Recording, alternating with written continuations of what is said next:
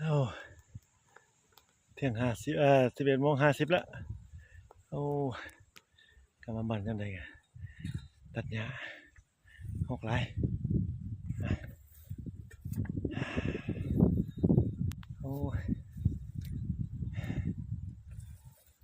ลูกชาวนาก็เป็นสิล่ะโอ้ยเขาหน้าแปลงนี่บ่ได้เขาเลยเอาหญ้าบ่ทันหญ้าบ่ทันหน่อยหญ้าบ่ทันลงขึ้นหลายเติบแล้วทางเข้าบ้านเมื่อคืนนี่ติดลมอยู่นี่สุดๆเหลืออีกนิดหน่อยน้ำมันเหมือนกันโอ้เข้าแปลงนี่บ่ได้เลยเสียดายพื้นที่แต่ว่าเอาหญ้าบ่ทัน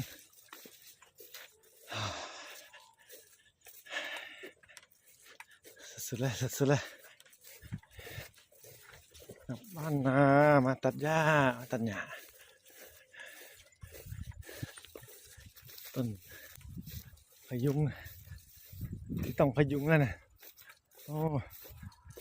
เจอฝนตกหนัก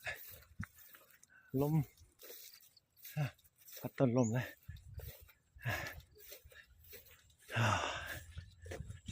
สุดบรรยากาศอยู่กับบ้านฮ้อนให้อีกหลายอยู่ให้มันตัดโอ้ฮ้อนเลยวะ